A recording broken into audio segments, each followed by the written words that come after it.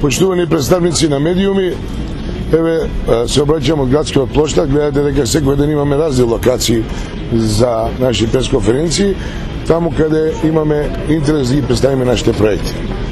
Овдека на градскиот плоштад сум да ги кажам неколкуте работи витални за град Куманово, а тоа е изградбата на административно-комерцијалниот центар Чоробенско ќоше, кој идејниот проект е на конкурс изберен.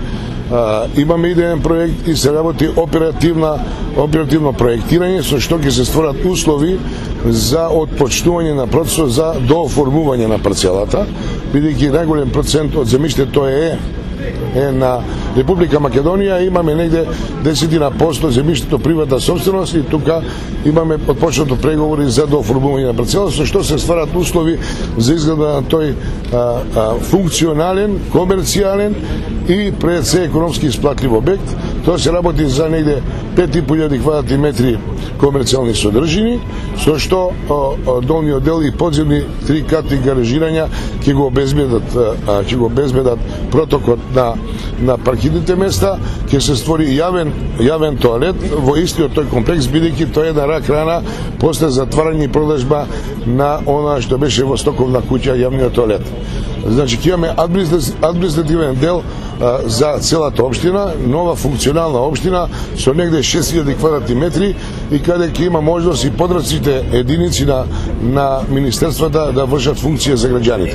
Тоа е еден од најатрактивните, најскапите проекти, ќе се гради со јавно партнерство, негде околу 7 милиони евра инвестиција, со што дефинитивно Куманово ќе доби и естетика после реновирање на фасадите и функционалност во администрацијата, а ќе има и економски бенефит.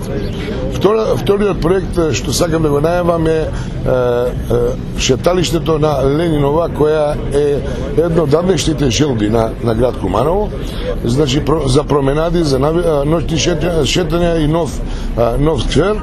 Меѓутоа, тоа е условено со новиот генерален урбанистички план, бидејќи сообраќајните решенија во моментот не го дозволува тоа и затоа не беше изградено. Значи, новото шеталиште на Ленинова е едно од нашите примарни задачи кои после решавање на сообраќајните решенија ќе го отвориме и реконструкција на новиот плоштад кој имаше намера да биде со подземно гаражирање, меѓутоа подземното гаражирање од јавен интерес не ги покажа економските и финансиските бенефити и на тој начин не добивме целошен одговор. Сега сакам да кажам дека од ова место упатувам порака до медиумите, до вас сите кои не пратите, дека коректно би било, ние упатиме порака до ТВ Нова и било која телевизија, да излеземе на дуел и да ги објавиме нашите програмски определби, а не да одиме заштитени со владините кампањи и владината институционална моќ. Ова се локални избори. Од локални избори очекувам локални проблеми, локални решавања. Не е ова парламентарна избора, не е ова владини избори, не се бира премиер, се бира градоначалник и затоа го поканувам мојот противкандидат Зоран Георгиевски на дуел пред граѓаните да ги кажеме нашите определби. Се надевам дека предизвикот ќе биде прифатен и упадиме и писмено барање од вас медиумите и се надевам дека тука ќе биде како секоја развиена демократија, бидејќи знаеме Македонија на какво ниво се навоѓа на демократијата, ќе биде прифатен и граѓаните ќе имат шанса да бират помеѓу два концерта. И повикам граѓаните во недела помасовно да излезат и да дадат подршка на број 42 Зоран Дамјановски. Само едно прашање ќе може ли? Кажавте дека административната зграда ќе се гради на Чоробенско ќоше. Да, меѓутоа не кажавте во каков стил ќе биде изградена, затоа што бевте критикувани за несоодветниот амбиентален стил во град Куманово од вашите противници.